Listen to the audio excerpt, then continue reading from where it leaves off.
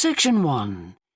You will hear a customer phoning a builder to discuss some work she would like him to do on her home. First, you have some time to look at questions 1 to 6.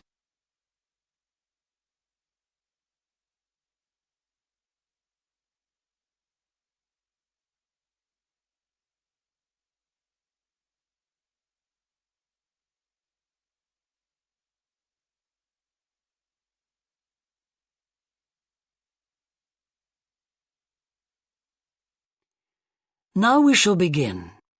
You should answer the questions as you listen, because you will not hear the recording a second time.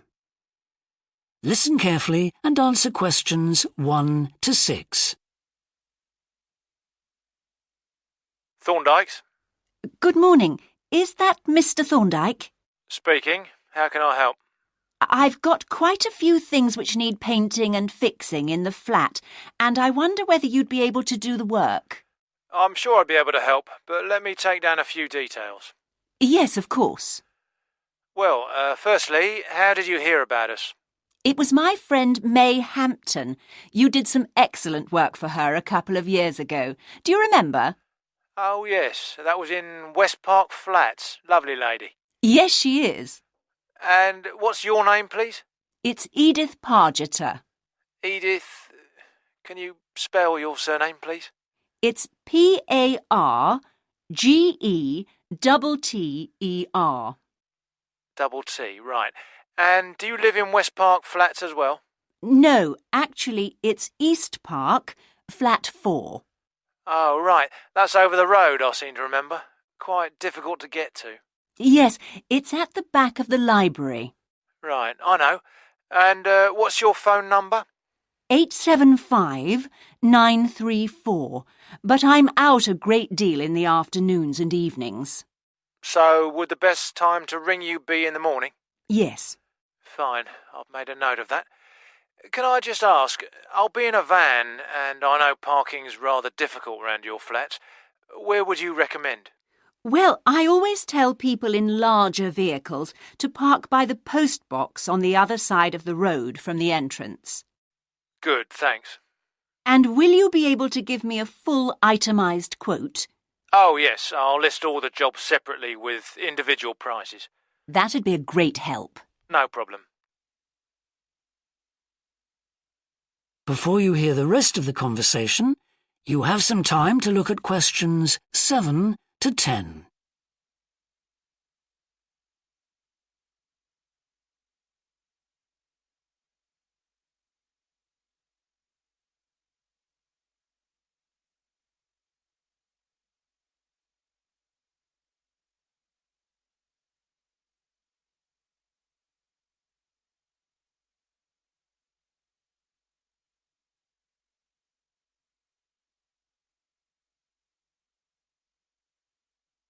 Now listen and answer questions 7 to 10. Now, what would you like me to do? Firstly, and most urgently, is in the kitchen. With all the weather damage, the glass in the door has cracked and I'd need that fixing. I presume you mean replacing? Oh, yes, and as soon as possible. What I'll do is come round tomorrow morning and do that immediately. Oh, thank you so much.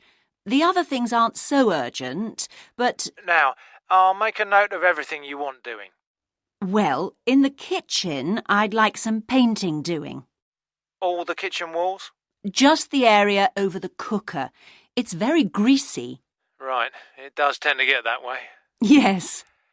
Well, if you want a proper job done, what I'd need to do is strip the old paint and plaster it about a week before I paint it. Of course. Now, May tells me you also do work in the garden. That's right. Well, I'd like you to replace a fence. Just one? Yes, at the far end. Fine, shouldn't be a problem. And that's the lot. Fine. Yeah, as I say, I can come round tomorrow morning to look over things with you. Well, that's great, thank you. So, I look forward to seeing you tomorrow at...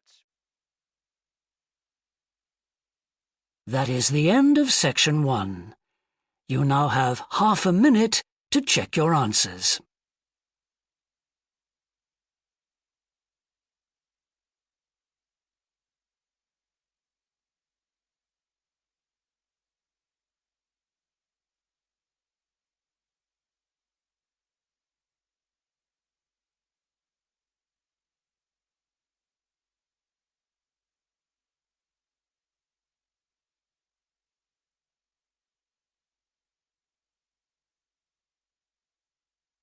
Now turn to Section 2.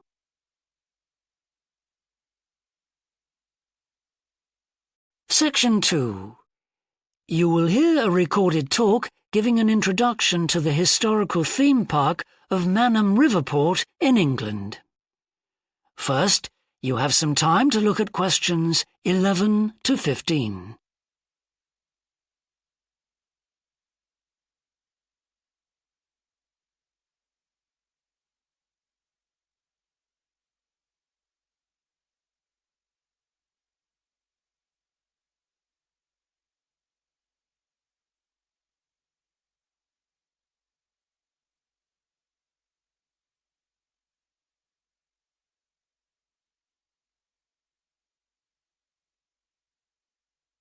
Now listen carefully and answer questions 11 to 15.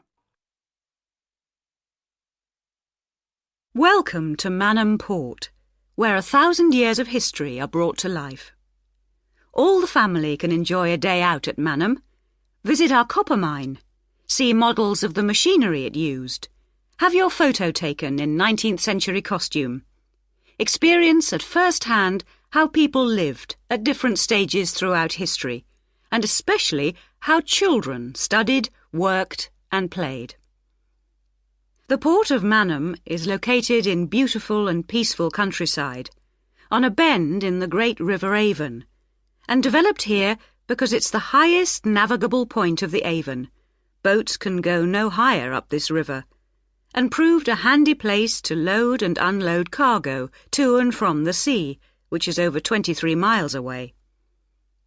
A small port was already established here when, about 900 years ago, tin was discovered nearby, though it wasn't until the Industrial Revolution, when a tremendous need for metals of all kinds developed, that Manham expanded to become one of the busiest ports in the country.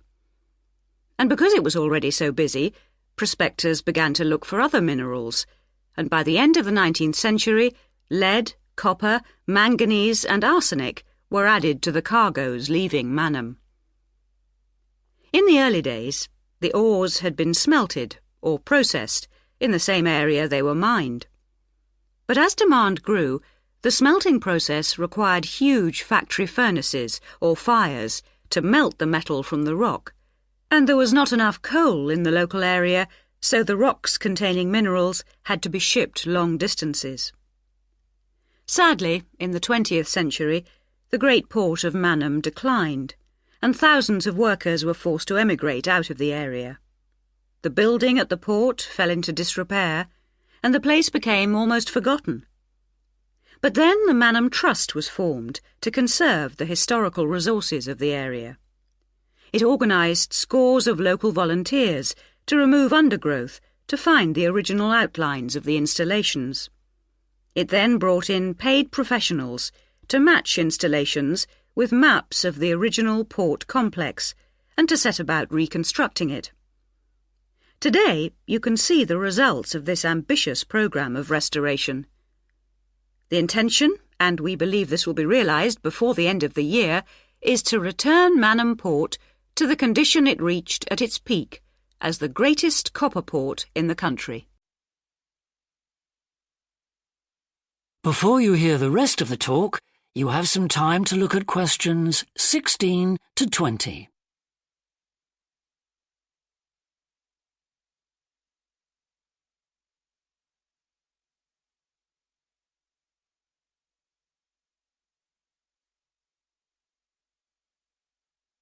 Now listen and answer questions 16 to 20. But what can you do and see on your visit today? Here are just a few highlights. We suggest you start with the visit to the copper mine. Travel on converted mining trains and journey into the depths of the mountain along seams once worked by hundreds of miners. Watch out especially for the great pumping machines which rid the mine of water.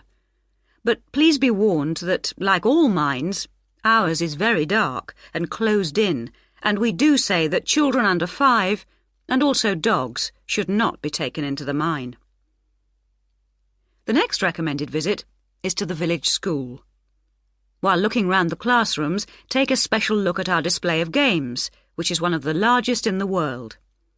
And it's recommended that you time your visit to coincide with a guided tour. This will give you the opportunity to ask lots of questions. Near the school is the beautiful old sailing ketch called the George. You're welcome to board the boat and look round the cabins. Look out for the ship's wheel, which was missing until only 5 years ago, when it was dredged out of the silt by a local fisherman. We have no idea how it got there, but it's been polished and proudly restored to its original place on the boat. Please take care going down the ladders if you wish to visit the lower deck. We don't recommend you allow young children to use them. So we hope you have a memorable visit to Manham Port, and will tell your friends all about us. That is the end of section 2. You now have half a minute to check your answers.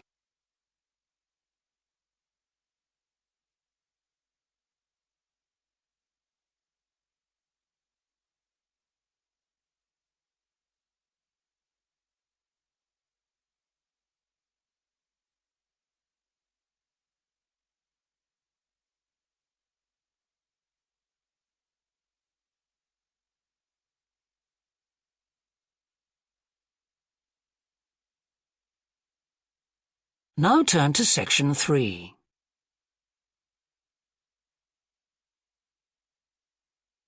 Section 3. You will hear 2 psychology students called Tim and Laura talking about Laura's work placement. First, you have some time to look at questions 21 to 24.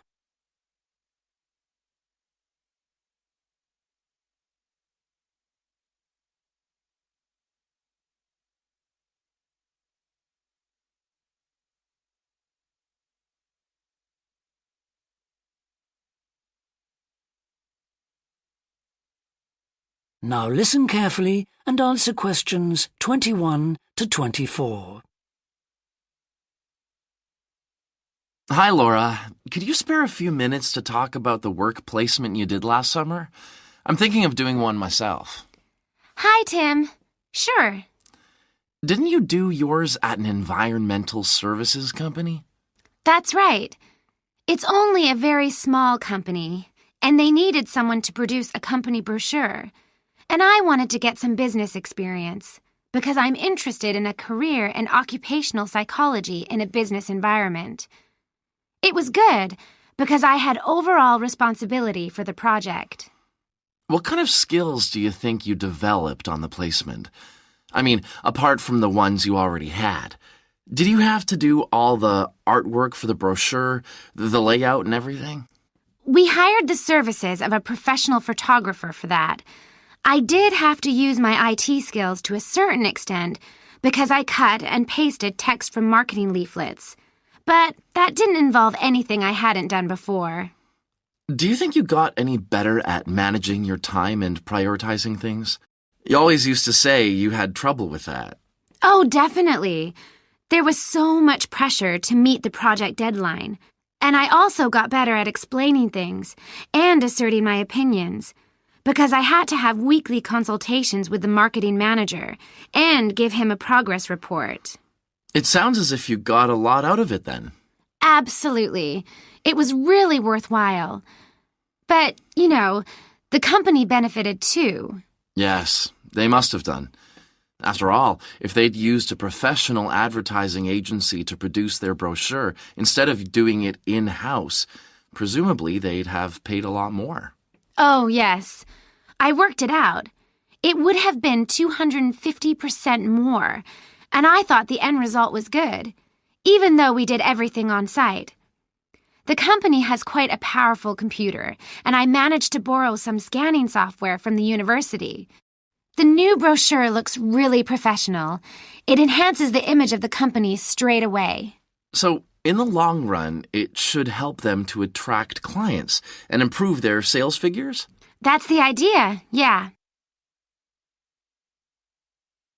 Before you hear the rest of the discussion, you have some time to look at questions 25 to 30.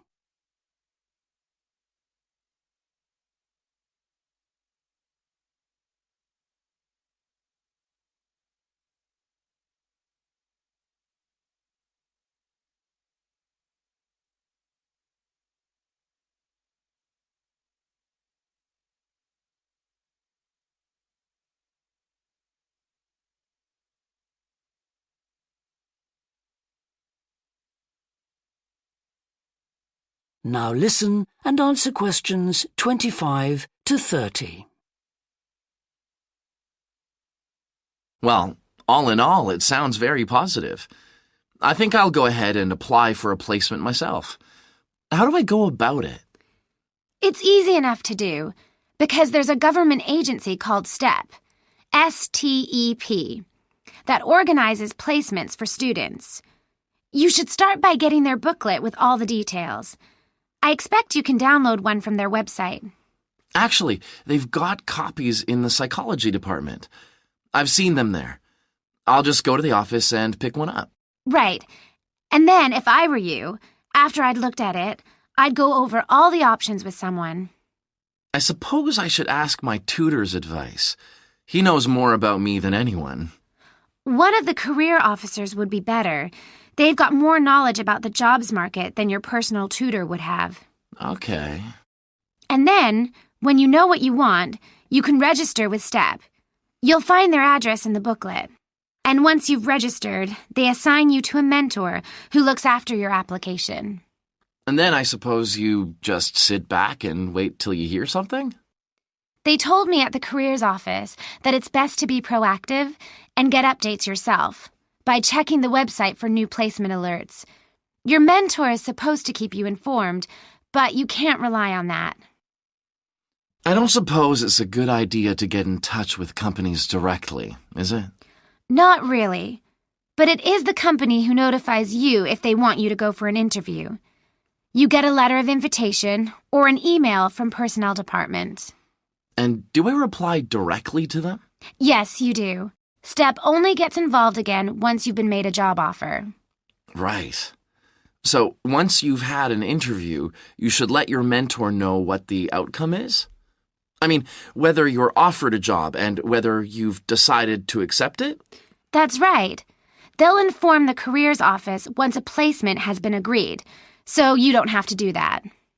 Is that all then? More or less. Only once you've accepted an offer, you'll probably have to supply a reference, because the placement will be conditional on that. And that's something you should ask your own tutor to provide. He knows about your academic ability and also about your qualities, like reliability. Well, thanks very much for the information. I'm starting to look forward to... That is the end of section 3. You now have half a minute to check your answers.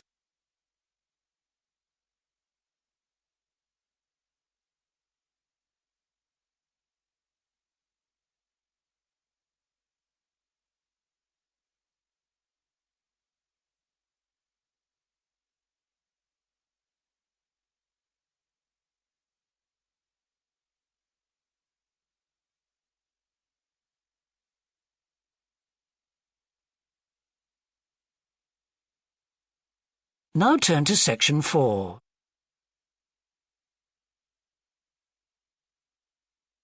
Section 4. You will hear a woman talking to a group of first-year science undergraduates about the developing science of nanotechnology. First, you have some time to look at questions 31 to 40.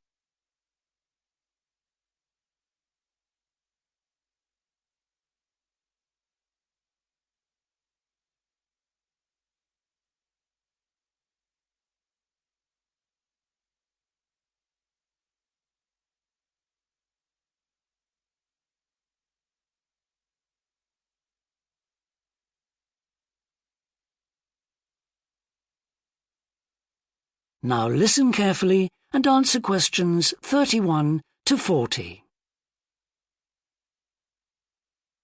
Today we're going to look at an important area of science, namely nanotechnology. So, what is it? Nano means tiny, so it's science and engineering on the scale of atoms and molecules. The idea is that by controlling and rearranging atoms, you can literally create anything. However, as we'll see, the science of the small has some big implications, affecting us in many ways. There's no doubt that nanotechnology promises so much for civilization. However, all new technologies have their teething problems. And with nanotechnology, society often gets the wrong idea about its capabilities. Numerous science fiction books and movies have raised people's fears about nanotechnology, with scenarios such as inserting little nanorobots into your body that monitor everything you do without you realizing it, or self-replicating nanorobots that eventually take over the world. So, how do we safeguard such a potentially powerful technology?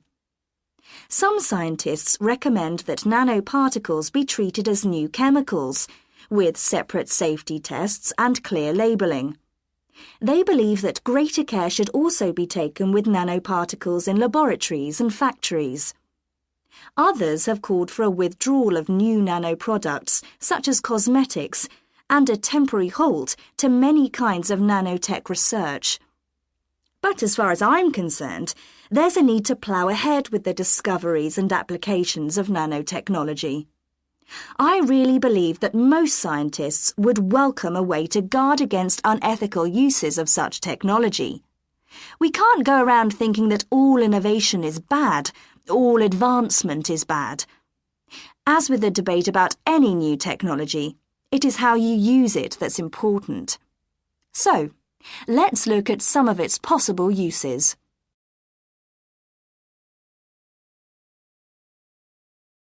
Thanks to nanotechnology, there could be a major breakthrough in the field of transportation, with the production of more durable metals.